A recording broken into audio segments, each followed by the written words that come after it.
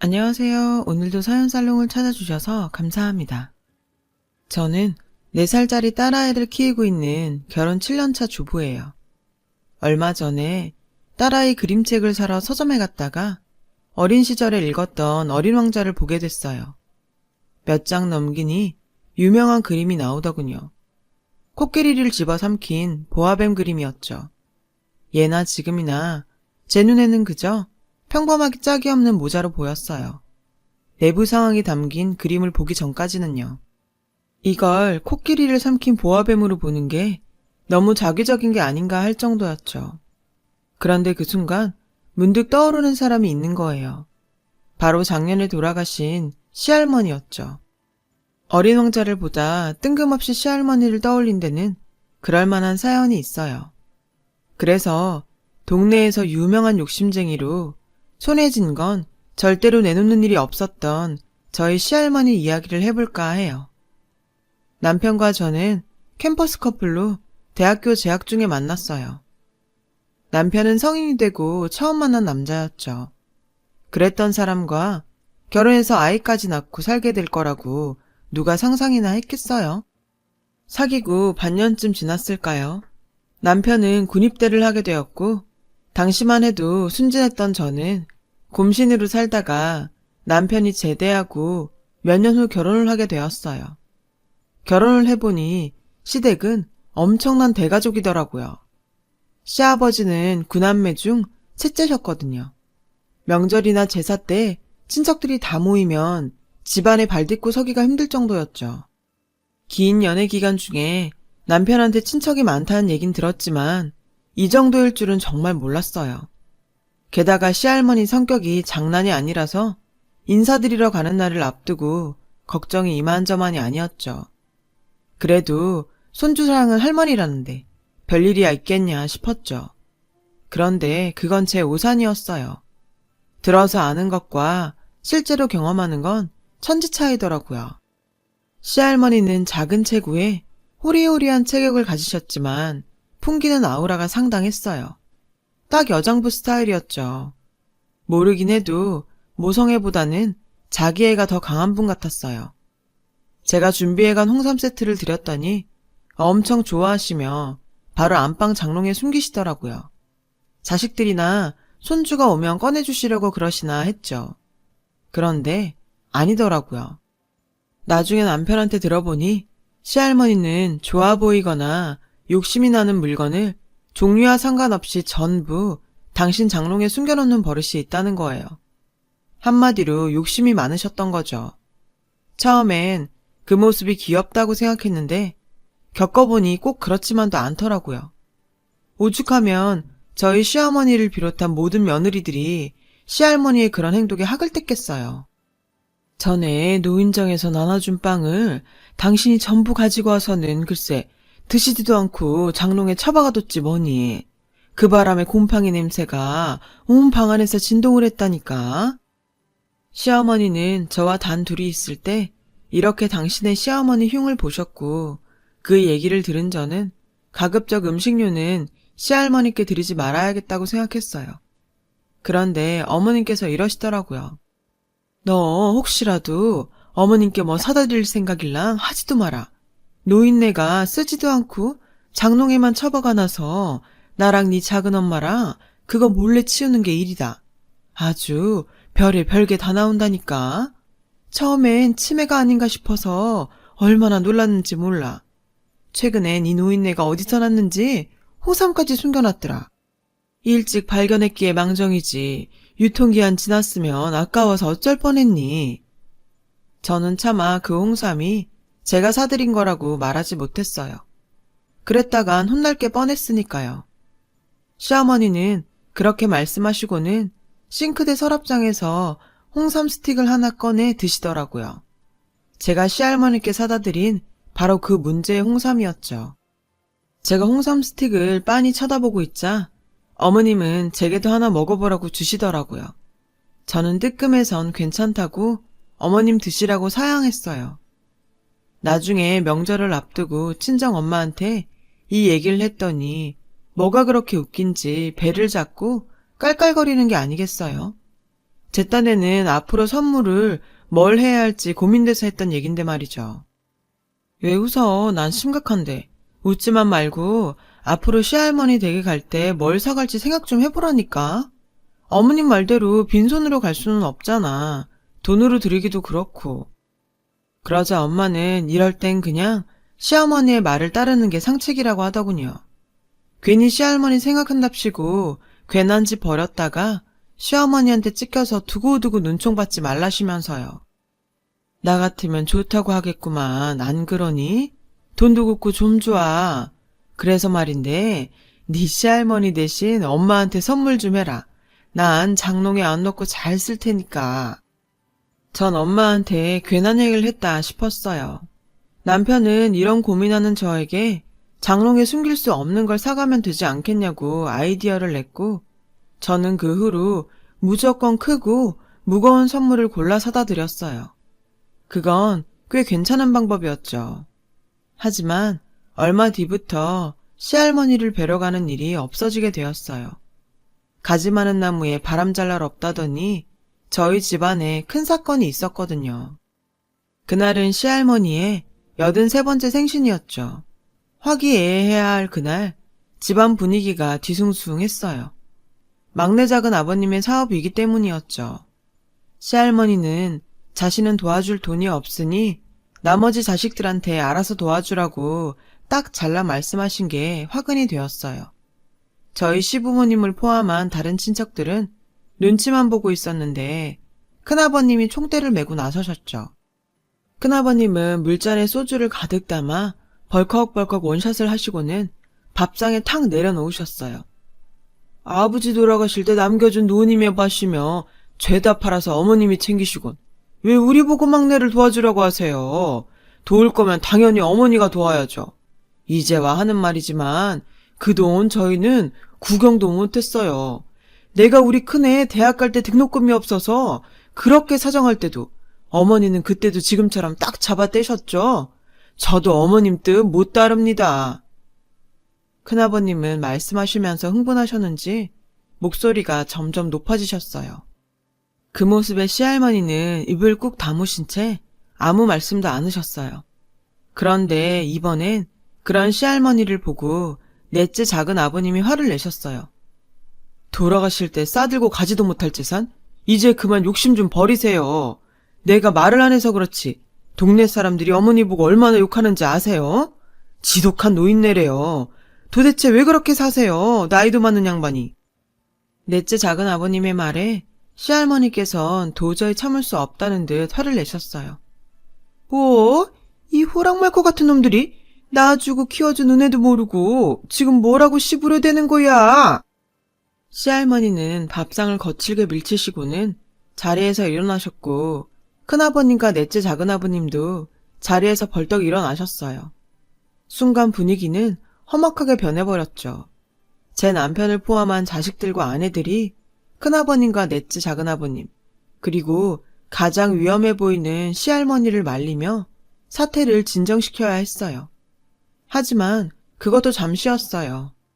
저희 시아버님을 비롯해 모든 형제들이 그동안 서운했던 과거사를 털어놓았고 분위기는 더 살벌해져서 최악의 상황이 되었죠.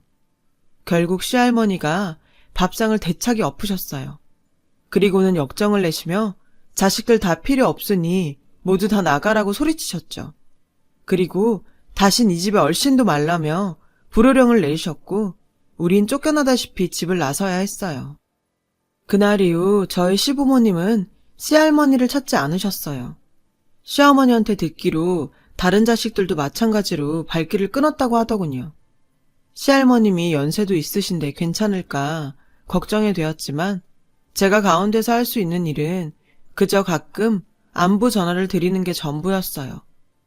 처음엔 내 시어머니가 시켰냐며 전화할 필요 없다고 말씀하셨지만 이후로도 종종 전화를 드렸더니 반가워하시는 게 느껴지더라고요.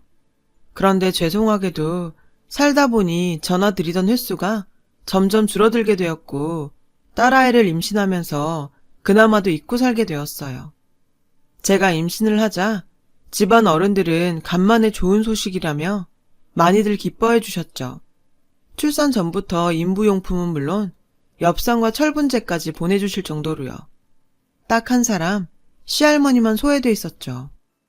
임신 후 입덧이 너무 심해서 고생을 한 데다가 잠도 늘고 몸도 무거워져 내 한 몸 건사하는 것도 버겁더라고요. 핑계라고 할 수 있겠지만 그땐 솔직히 시할머니를 챙겨드릴 여유가 없었어요. 지금 생각하면 전화 한 통 드리는 게 뭐 어려운 일이라고 못했나 후회가 되지만요. 저는 그렇게 아이에게 집중하며 얼마 뒤 출산을 했어요.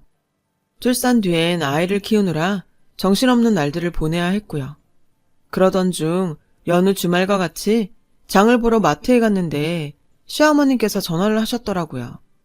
전화를 받은 남편은 많이 놀란 듯 했어요. 남편의 표정에 불길한 예감이 들었죠. 그리고 그 예감은 틀리지 않았어요. 그날 밤 저희 부부는 딸아이를 친정에 맡기고 시부모님과 함께 시할머니가 계시는 곳으로 내려갔어요. 꼭 4년 만에 시할머니께 가는 거였죠. 도착해 향한 곳은 다름 아닌 병원이었어요. 시할머니가 그곳에 입원해 계셨거든요. 오랜만에 뵌 시할머니는 너무 야위셔서 뼈만 앙상하게 남은 모습이었어요. 자신의 몸보다도 훨씬 큰 환자복을 입고 의식이 없으신 채로 산소호흡기에 의지하고 계셨죠. 그 모습을 본 시아버님은 충격을 받으셨는지 휘청거리셨고 남편은 아버님을 부축해 의자에 앉혀드렸어요. 곧이어 담당 의사 선생님이 병실로 들어오셨어요. 의사 선생님은 저희 가족한테 현재 시할머니의 상태와 그간의 일들에 대해 얘기해 주셨어요. 시할머니는 그동안 섭식장애를 앓고 계셨다고 하더군요. 거의 식사도 못하신 채 포도당 주사에 의존해 생활하셨고 그런 시할머니께 몇 번이나 입원을 권하셨대요. 하지만 그럴 때마다 입원할 돈이 없다시며 밭에 나가 일해야 하니 포도당 주사나 놔달라고 떼를 쓰셨고요. 결국엔 몸이 버티지 못하고 길에서 쓰러지셨고 동네 사람들의 도움으로 응급실에 실려 오셨다고 하더군요. 그동안 자식들이 한 번도 보이지 않아 독거노인인 줄 알았다며 어떻게 부모가 저지경이 되도록 들여다보지도 않았냐고 화를 내셨죠. 의사 선생님의 말을 듣는 내내 가족들은 아무 말도 할 수 없었어요.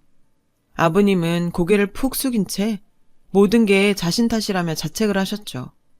시어머니가 설마 이대로 못 깨어나시는 건 아니냐고 물었고 의사 선생님은 할머니가 연세도 있으시고 이미 모든 장기의 기능이 떨어져 있어서 얼마나 버틸 수 있을지 장담할 수 없다고 하셨어요. 마음의 준비를 하는 게 좋겠다고 말이죠. 그런데 그 다음 말에 심장이 쿵 내려앉는 것 같았어요. 환자 본인이 살고자 하는 의지가 없어요. 평소 식사는 물론이고 필요한 약도 제대로 드시지 않은 것 같고요. 혹시 충격받으실 만한 일이 있었던 건 아닌가요? 가족들은 아무 말도 하지 못했지만 속으로는 같은 생각을 하고 있었을 거예요. 그건 4년 전 시할머니 생신날 있었던 가족 간의 다툼이었죠. 그것 외엔 이유랄 게 없었으니까요. 그날 저녁 시아버님은 완도에 계신 큰아버님을 비롯해 모든 형제에게 이 사실을 알렸고 가족들은 오랜만에 한자리에 모이게 되었어요. 하지만 누구도 쉽게 입을 떼지 못했죠. 그렇게 한참 시간만 흘렀고 보다 못한 저희 시아버님이 얘기를 꺼내셨어요. 형도 누나도 옛날 일은 잊어버리자. 그래도 여자 혼자 몸으로 우리 구남매 키우신 분이잖아.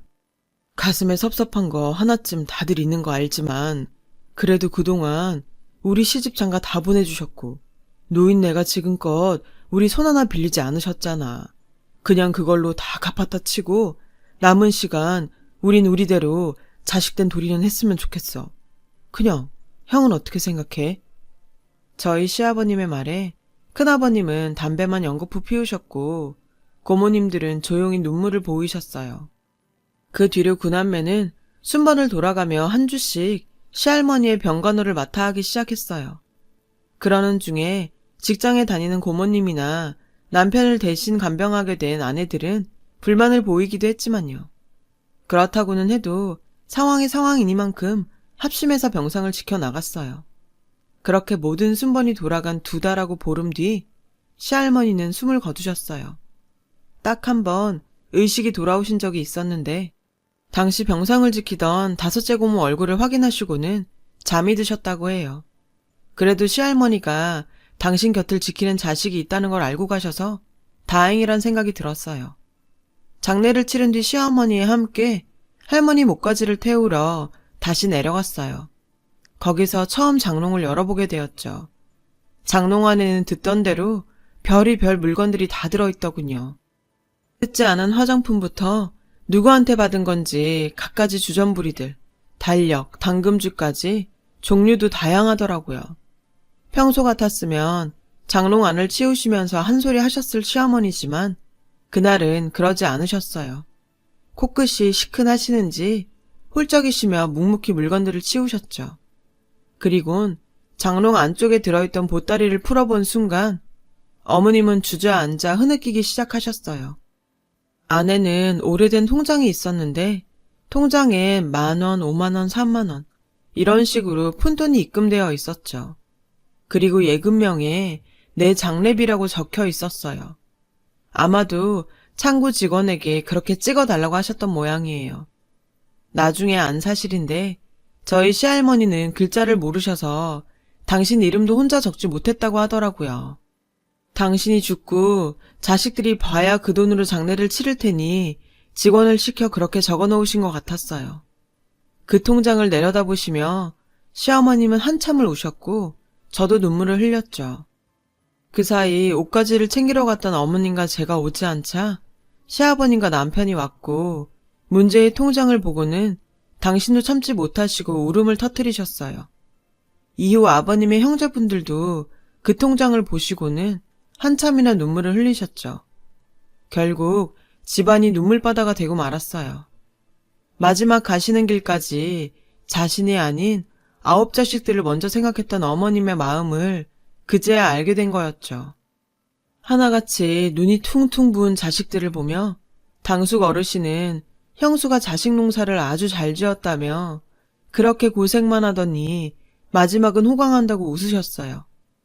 그런데 당숙 어른을 통해 의외의 사실을 알게 되었지 뭐예요.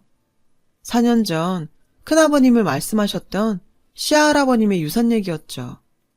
알고 보니 시할아버님이 남겨주셨다는 논과 밭은 시할아버님이 살아 생전에 이미 빚으로 다 날리셔서 그동안 그 논밭에 소작을 맡아왔던 거라더라고요.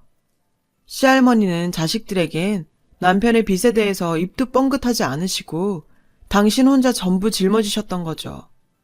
평생을 가난과 싸워가며 9남매를 키워야 했던 시할머니는 뭐 하나 온전히 당신을 위해 써보지도 못했고 그런 습관이 몸에 밴 탓에 선물을 받으면 무조건 장롱에 넣으셨던 거예요. 그런 모습이 욕심 많은 노인네로 보였던 거죠. 살아 생전에 이런 말씀을 직접 해주셨더라면 오랜 시간 동안 오해하며 살지 않아도 됐을 텐데 그 점이 많이 안타까웠어요. 4년 전 자신의 어머니 생신날 서운함을 쏟아내고 발길을 끊으셨던 큰아버님은 장례를 치르고도 한동안 시할머니 댁을 떠나지 못하셨어요. 죄스러운 마음 때문이었겠죠. 큰아버님은 주인 잃은 집과 물건들을 매일같이 쓸고 닦고 손을 보셨고 특히 장롱은 더욱 공을 들여가며 기름칠까지 하셨어요. 아마도 그렇게나마 마음의 빚을 털어내고 싶으셨던 모양이에요. 시간은 흘러 시할머니의 첫 제사가 돌아왔고 늘 시할머니의 흉을 보던 저희 시어머니는 큰어머님과 함께 정성껏 제사 준비를 하셨죠. 누구 하나 싫은 소리 없이 제사 음식을 준비하는 걸 보면 다들 여전히 가슴 한켠에 시할머니에 대한 죄송함이 남아있는 것 같다 생각했어요. 언젠가 시어머님과 길을 가다가 예쁜 꽃을 보게 되었는데 이러시지 뭐예요. 그렇게 꽃을 좋아하시던 양반이 돈은 아까워 꽃은 못 사고 봄만 되면 산으로 들로 그렇게 꽃 보러 다니셨다. 그걸 알면서도 하도 얄미워서 그 흔한 꽃화분 하나 안 사드렸는데 그게 이렇게 가슴에 맺힐 줄 누가 알았겠니. 부모님 살아계실 때 섬기길 다 하라더니 그 말 딱 맞는 말이다. 어머님은 그 얘기를 하시며 눈가가 촉촉해지셨어요.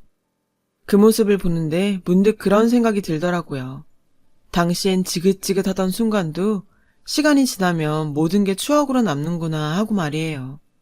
하지만 적어도 한 가지만큼은 절대로 추억이 될 수 없을 것 같았어요. 시할머님이 살려는 의지가 없었다던 의사 선생님의 그 말이요. 그 말이 제게는 정말 충격적이었거든요. 그런데 하루는 요가 수업을 듣다가 이런 얘기를 듣게 되었어요. 누군가 죽고 싶다는 말을 한다면 사실 그건 살고 싶다는 반어적 의미일지도 모른다. 그 말의 순간 저도 모르게 하염없이 눈물이 흐르더라고요. 시할머니는 어쩌면 죽고 싶었던 게 아니라 살고 싶었던 걸지도 모른다는 생각이 들어서였죠. 누구보다 자식들을 곁에 두고 행복한 삶을 꿈꾸셨을지 모른다는 생각에 몇 년간을 발길을 끊고 지냈던 지난날을 후회하고 참회하게 되었어요. 이젠 너무 늦어버렸지만요. 하지만 비온 뒤 땅이 굳는다고 시할머님이 돌아가신 이후로 집안엔 많은 변화가 생겼어요. 특히 시할머니 혼자 지내시던 집은 더더욱 그랬죠. 첫 제사 이후 시할머니의 집은 구남매의 별장이 되었어요. 여름에는 피서로, 평소에는 만남의 광장이 되었죠. 마당에는 꽃나무가 가득 심어졌고요. 그리고 문제의 장롱 위에는 시할머니의 영정사진이 떡하니 놓이게 되었어요. 그 안은 갖가지 것들로 가득 채워졌고요. 구남매와 손주들이 채워 넣은 것이었죠. 한 명이 시작하니 마치 경쟁이라도 하듯 선물이며 편지, 전해드리고 싶은 소식들을 적어서 장롱에 넣어두고 있어요. 하늘에서 지켜보실 거라 믿으면서요. 사실 저도 장롱에 넣고 싶은 물건이 하나 있어요. 다름이 아닌 저희 시어머님이 중간에서 가로챘던 홍삼정이요. 처음 남편이 인사를 가자고 할 때 시할머니는 어떤 분이실까 긴장하며 골랐던 저희 첫 선물인데 제대로 전달이 안 돼서 속상했거든요. 그래서 이참에 한 상자 넣어드렸어요. 그런데 장롱문을 닫는 순간 장롱 위에 놓인 시할머니 영정사진과 눈이 마주쳤지 뭐예요. 왠지 저를 보며 웃고 계신 것 같아서 괜히 뿌듯하더라고요. 할머니, 거기서는 숨겨놓지만 마시고 꺼내두고 맛있게 드세요. 저는 누가 볼까 싶어 사진 속 시할머니께 속삭이듯 말했어요. 말도 많고 탈도 많았지만 다행히도 그렇게 시할머님은 자신을 둘러싼 오해와 벽을 허물고 가족들 모두에게 애틋한 존재로 남으셨어요. 어쩌면 지금쯤 저 높은 곳에서 자식들을 내려다보며 미소 짓고 계실지도 모르죠. 비록 가족으로 지낸 시간은 짧았지만 시할머니 덕분에 저는 많은 걸 배우고 깨달을 수 있었어요. 가지 많은 나무에 바람 잘 날은 없지만 그 가지들이 한데 뭉치면 강한 바람과 시련도 이겨낼 수 있다는 걸요. 지금까지 제 이야기를 들어주셔서 감사드려요. 여러분의 가정에 행복이 가득하시길 바래요. 여러분, 사연 댓글에 응원과 현명한 조언 부탁드려요. 좋아요와 구독은 저에게 큰 힘이 됩니다. 오늘도 좋은 일 가득하세요.